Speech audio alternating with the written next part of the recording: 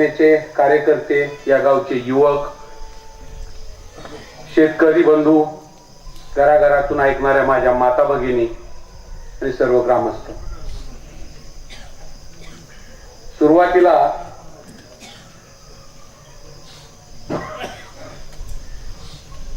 शेंडगे गुरुजी आपल्यातून गेले, त्यांना आमच्या RSM परिवारातर्फे, शिवसेनेतर्फे आदरांजली व्यक्त करतो.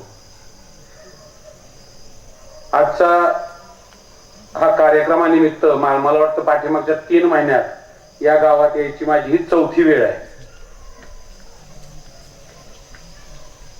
असं वाटायला लागले मला की आता हे माझं स्वतःच जे मांडेगाव आहे, त्या मांडेगावपेक्षा तडवळेच माझं गाव आहे का काय. फक्त बोलायचं म्हणून बोलत नाहीये मी, कारण मी मांडेगावलाही पाठीमागच्या 3 महिन्यात 4 वेळेस गेलेलो नाहीये, परंतु तडवळ्यात यायची माझी 4थी वेळ आहे. आणि प्रत्येक वेळेसचा इथला जो उत्स्फूर्त सहभाग आहे प्रत्येक कार्यक्रमामधल्या या ग्रामस्थांचा, त्याच्यावरून या गावची जागरूकता, जागरूक नागरिक, जागरूक ग्रामस्थ ते दिसत आहेत. आज त्या युवा शाखेच्या स्थापनेच्या निमित्तानं एक युवकांची चळवळ उभा करावी. युवक जो सध्या दिशाहीन व्हायला लागलाय, त्याला कुठेतरी दिशा दिली पाहिजे, या उद्देशाने युवा सेनेचे व मिरगणे मित्र मंडळांच्या गावोगाव शाखा करणं सध्या चालू आहे. मागणी पूर्ण तालुक्यातील 138 गावामधून, शहरातील प्रत्येक वार्डामधून आहे. धावपळ होते, पण दररोज 3-4 शाखाचं आम्ही नियोजन करतोय. येणाऱ्या 1 महिन्यामध्ये युवा सेना व मिरगणे मित्र मंडळ याच्या शाखा आपल्याला प्रत्येक गावात आणि शहरातील प्रत्येक वार्डात दिसतील. आता एक निवेदन मला इथं दिलं गेलंय.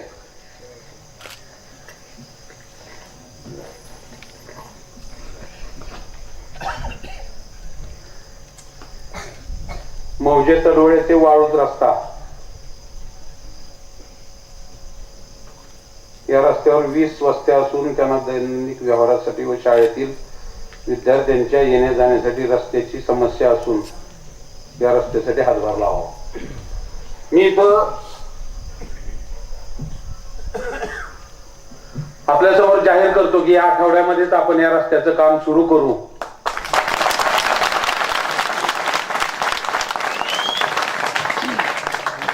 मित्रांनो, मी आजपर्यंत पोकळ आश्वासनं कधीही दिलेली नाही.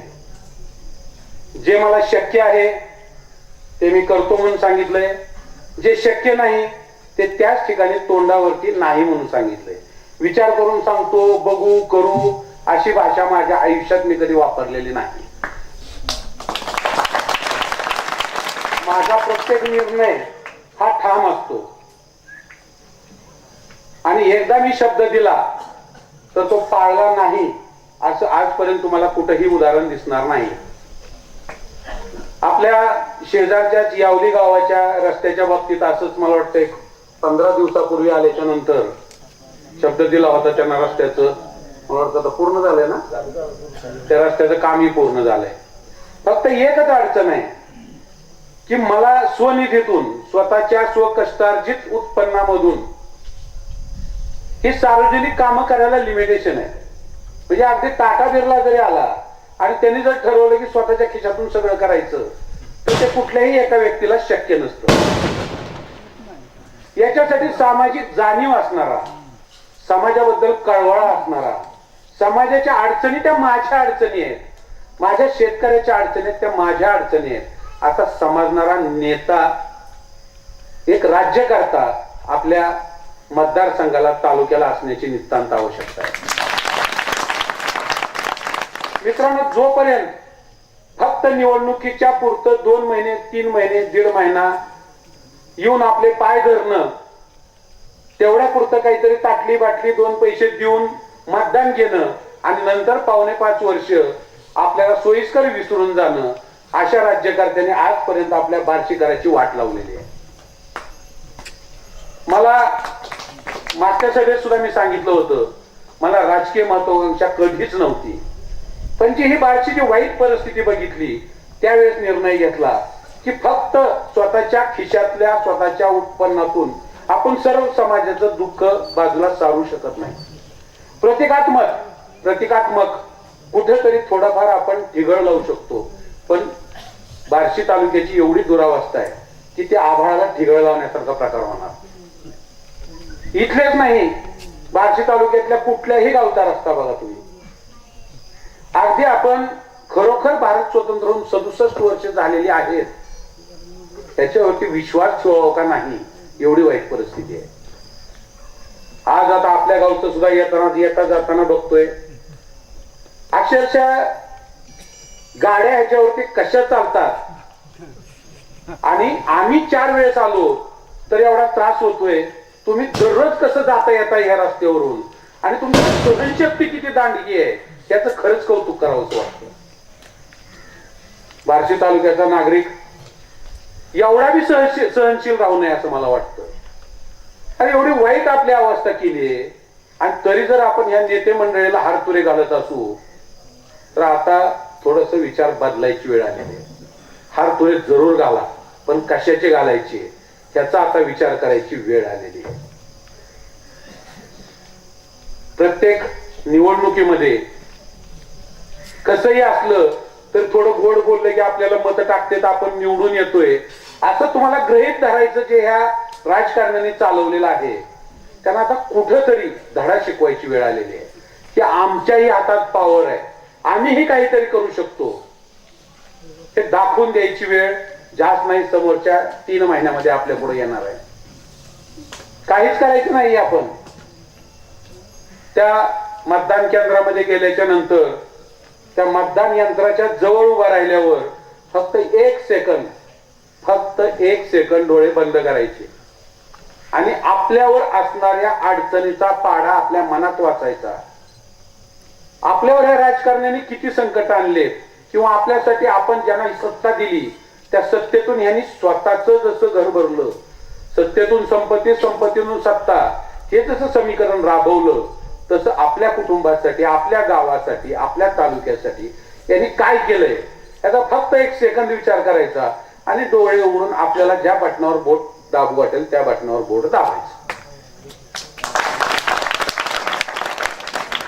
मला खात्री आहे तुम्ही निश्चित योग्य निर्णय घ्याल, पण फक्त आंधळेपणे कुणावर तरी आंधळ प्रेम करून कृपया मतदान करू नका. आपल्या येणाऱ्या भावी पिढीचाही विचार करा. तुमचं आमचं सोडा संपलेला आहे अर्ध्याच्या वर, पण ही कच्ची बिच्ची जी चिल्ली पिल्ली आहेत, तरुण पिढी आहे, त्यांच्याही भवितव्याचा कुठतरी विचार करणं गरजेचं आहे. त्या गावात तरुण वर्गाचा खूप प्रचंड प्रमाणात मला साथ मिळते. त्या युवा पिढीलाही, या तरुण पिढीला मला एक विनंती करावीशी वाटतं, एक सांगावंसं वाटतंय की आपण आपलं भवितव्य स्वतःच्या हाताने घडवायचंय. त्याच्यासाठी या गावामध्ये युवकांनी चांगले चांगले उपक्रम करावे. एखादी लायब्ररी, एखाद्या कॉम्पिटिटिव्ह एक्झामसाठी, MPSC असतील, पोलीस अकॅडमी असतील, कुठल्याही कॉम्पिटिटिव्ह एक्झामसाठी त्या लायब्ररीमध्ये मंथली मासिक असतील, साप्ताहिक असतील, पाक्षिक असतील, जनरल नॉलेज वाढण्यासाठी लागणारी पुस्तकं असतील, ते जे काही लागेल ते मी तुम्हाला द्यायला तयार आहे. फक्त या आज ज्या युवा सेनेची स्थापना झाली त्या युवा सेनेच्या कार्यकर्त्यांनी पुढाकार घ्यावा, गावातील इतर युवकांनी पुढाकार घ्यावं आणि युवा सेनेच्या पदाधिकाऱ्याला मी एक सांगू इच्छितो, ज्या वेळेस आपण सार्वजनिक काम करत असतो, आपल्या गावाचं काम करत असतो, त्यावेळेस पक्ष पूर्णपणे बाजूला ठेवायचा आणि फक्त आपल्या गावाचं कल्याण कशात आहे, गावासाठी चांगलं करणं कशासाठी आहे, कशामध्ये आहे, त्याच्यामध्ये समजा काही तरुण काँग्रेसमध्ये असतील, काही राष्ट्रवादीमध्ये असतील, कोण BJPचे असतील, कोण कुठल्या गटातटाचे असतील, त्याचा विचार न करता तुम्ही राजकारणाच्या वेळेस जरूर राजकारण करा, परंतु ज्यावेळेस समाजकारण करायचंय, गावाचा विकास करायचा आहे, त्यावेळेस त्या सगळ्या तरुणांना आपल्या सोबत घ्या. गावाचा विकास करताना मतावर लक्ष देऊ नका. मतदानाच्या दिवशी निवडणूक लागल्याच्या नंतर त्या महिन्यामध्ये जरूर आपण राजकारण करू. त्यावेळेस जे काही टीका टिप्पणी करायची असतील, ज्या गोष्टी करायच्या असतील त्या जरूर करू. पण उरलेले जे 4 वर्ष 11 महिने आहेत त्यावेळेस तुमचंही कर्तव्य आहे गावातील सर्व गटातटाच्या युवकांना सोबत घेऊन अशा प्रकारचे उपक्रम राबवावेत. आजकाल युवकांसाठी नोकरी आता वशिल्याने मिळायचे दिवस गेलेले आहे. कुणाचं लेटर पॅडवर शिफारस नेली, कुणाचा फोन केला, पूर्वी नोकऱ्या लागत होत्या. आता ती परिस्थिती राहिलेली नाही. शिपायाची नोकरी पाहिजे, पोलीस कॉन्स्टेबलची नोकरी पाहिजे, तरी कॉम्पिटिटिव्ह एक्झाम दिल्याशिवाय पर्याय नाही. आणि त्याच्यामध्ये कुठल्याही प्रकारचा वशिला चालत नाही. ग्रामीण भागातील युवकांच्या दृष्टीनं खर तरी सुवर्ण संधी आहे. म्हटलं तर सुवर्ण संधी आहे, म्हटलं तर अडचणीच आहे. अडचणीचं एवढ्यासाठी की त्यांना ज्या सोयी सुविधा शहरातील युवकांना मिळतात त्या ग्रामीण भागातील युवकांना मिळत नाहीत. जे कॉम्पिटिटिव्ह एक्झामसाठी पुस्तक असतील किंवा जे साहित्य असेल, नोट्स असेल, प्रशिक्षण असेल ते मिळत नाही. तेच आम्हाला तुमच्या बाबतीत करायचंय. गावामध्ये एक छानशी लायब्ररी काढा. त्याच्यासाठी लागणारी मासिकं, पुस्तकं, ज्या काही गोष्टी लागतील ती मी निश्चित तुम्हाला देईन. तुम्हाला मार्गदर्शन करण्यासाठी त्या कॉम्पिटिटिव्ह एक्झामच्या वैराग सारखं एखादं सेंट्रल प्लेस बघून तिथं आपण एखादी अकॅडमी सुरू करूया. सुहास सर सारखे प्राध्यापक, हाडाचे शिक्षक त्या कामी आपल्याला मदत करतील. माझं नियोजन आहे बार्शीमध्ये एक आणि वैरागमध्ये एक, त्या 2 ठिकाणी अकॅडमी सुरू करायची. त्याच्यामध्ये कॉम्पिटिटिव्ह एक्झाम असतील, सर्व प्रकारच्या परीक्षा असतील. त्याच्यासाठी जर चांगल्यात चांगलं शिक्षण दिलं जाईल, प्रशिक्षण दिलं जाईल. त्याच्यासाठी 1 रुपयाचाही निधी घेतला जाणार नाही, मोफत शिक्षण दिलं जाईल. ते करत असताना आपापल्या गावामध्ये जागृती होण्यासाठी, युवकांनी त्या दिशेनं जाण्यासाठी हे लायब्ररी सारखे उपक्रम आपापल्या गावात राबवावेत. आणि जे ज्येष्ठ नागरिक आहेत त्यांना त्या कामी पाठिंबा द्यावा असं या प्रसंगी मला वाटतंय. शेतकऱ्याची दुरावस्था आपण बघतोय, शेतीची दुरावस्था बघतोय. निसर्ग कोपलाय, त्यात भरीसभर म्हणून शासन अडचणीचा पाढा वाचायला आहेच. 3-3 वर्ष दुष्काळ, कधी गारपीट, कधी अतिवृष्टी, त्यातून कुठं पीक आलं तर ते कांद्याचे दशेमध्ये हाल झाले की कचऱ्यात उकिरड्यात कांदा टाकावा लागला बाजारभाव नसल्यामुळं. या सगळ्या प्रकारे सर्व परिस्थितीमुळं शेतकरी एकतर अडचणीत आलेला आहे. अशा परिस्थितीत आपल्या शेतकरी कुटुंबाला जर सावरायचं असेल, कर्जबाजारी झालेल्या शेतकरी कुटुंबाला त्या कर्जाच्या विळख्यातून बाहेर काढायचं असेल तर फक्त आणि फक्त युवकच आपल्या आई वडिलांना, आपल्या कुटुंबाला साथ देऊन कुठेतरी नोकरीमध्ये प्रावीण्य मिळवून किंवा एखाद्या उद्योगधंद्यात भाग घेऊन, उद्योगधंदा एखादा व्यवसाय आपल्या गावामध्ये करून एक कुटुंबाला कुठेतरी एक आर्थिक वेगळा आधार देऊन, ज्यावेळेस शेती निसर्गामुळे अडचणीत असेल त्यावेळेस एक 2 पैशाचं उत्पन्न आपल्या कुटुंबासाठी आणून देण्यासाठी ज्यावेळेस हा युवा वर्ग पुढे येईल त्याच वेळेस खऱ्या अर्थाने शेतकरी या अडचणीतून बाहेर निघेल. या प्रसंगी मला आणखीन एक विनंती करायची आहे. जसं आपल्या शेतकरी कुटुंबाला त्या अडचणीतून युवक बाहेर काढू शकतो, तसंच भविष्यात नारी शक्ती महिला बचत गटाच्या माध्यमातून आपल्या कुटुंबासाठी खूप मोठं काम करू शकते. हे हेरून मी एक उपक्रम राबवतोय. येणाऱ्या आठवड्यामध्ये अनेक शिबिर घेतोय, मेळावा घेतोय महिला बचत गटाचा. रुची संगम फूड्स म्हणून एक कंपनी आहे, त्या कंपनी बरोबर टायअप केलेला आहे. जवळपास 10 ते 15 प्रकारचे वेगवेगळे उद्योग, चकल्या तयार करण्याचा असेल, लिंबाचं लोणचं तयार करण्याचं असेल, असे वेगवेगळे 10 ते 15 प्रकारचे उपक्रम त्या अंतर्गत आम्ही सुरू करतोय. त्या कंपनीच्या मार्फत कच्चा माल त्या बचत गटाला दिला जाईल. बचत गटाचा तयार झालेला माल तीच कंपनी विकत घेऊन आणि चांगल्या दरात विकत घेऊन ते मुंबई पुण्याच्या मार्केटमध्ये विकेल. ऑलरेडी त्या पुण्याच्या मार्केटमध्ये वेल इस्टॅब्लिश झालेली कंपनी आहे. त्या माध्यमातून आज जे बचत गटाच्या पुढे अडचणी दिसतात, बचत गट तर आहेत आपल्या इथं, बँकेकडून कर्जही काही घेतलेली आहेत, काही उद्योग व्यवसाय केले जात आहेत. फक्त त्याच्यामध्ये अडचण जी आहे ती एक बचत गट त्याची ताकद कमी पडते. त्याला कच्चा माल विकत घ्यायचा असेल तर जास्तीत जास्त वैरागमधून घेतला जाऊ शकतो. तुम्हाला माहिती आहे 1 किलो माल विकत घेणं आणि 1 टन विकत घेणं त्याच्यामध्ये जो खरेदी किमतीचा फरक आहे तो खूप मोठा असतो. त्याचप्रमाणे तयार केलेला पक्का माल जर विकायचं म्हटलं तर त्याला विक्रीचं नेटवर्क नसेल, जर वैरागमध्ये जाऊन विकायचं असेल तर त्याला मिळणारी किंमत आणि चांगलं पॅकिंग करून चांगल्या ब्रँडच्या नावाखाली पुण्यामध्ये जर विकलं तर त्याला मिळणारी किंमत एकाच सारख्या क्वालिटीच्या मालाला त्यात जमीन आसमानाचा फरक असतो. त्यामुळे आज ज्या बचत गटाला जे काही रोजगार उपलब्ध झालाय किंवा जो काही रोजगार मिळत असेल त्याच्यापेक्षा दुपटीपेक्षा रोजगार त्याच्यामधून मिळवून द्यायचा मी प्रयत्न करणार आहे. आणि उद्योग व्यवसायात तुम्हाला माहिती आहे मी शून्यातून विश्व निर्माण केलंय. मला कुठलाही पाठिंबा नव्हता, माझ्या पाठीमागे कुठलाही राजकारणी नव्हता, व्यवसायाची कौटुंबिक पार्श्वभूमी नव्हती. असं असतानाही त्याच्यात यशस्वी झालोय म्हणजे मला व्यवसायाची काहीतरी गणित समजतात. त्याच गणिताचा वापर करून त्या महिला बचत गटासाठी संघटित स्वरूपात एक उपक्रम राबवायचं मी ठरवलेलं आहे. आपल्या गावात किती बचत गट आहेत आपल्या गावामध्ये? तर या बचत गटाला पुढच्या 8 दिवसामध्ये आपण वैरागमध्ये एक मेळावा घेतोय आणि बार्शीमध्ये एक घेतोय. तर आपल्या गावातले जे बचत गट आहेत त्यांना त्या मेळाव्यात सामील व्हायला सांगा. त्यांना पूर्ण माहिती दिली जाईल. आता मी हा विषय नाहीये म्हणून त्रोटक स्वरूपात फक्त आपल्याला माहिती दिली. पूर्ण 1 दिवसपर्यंत शिबिर असणार आहे.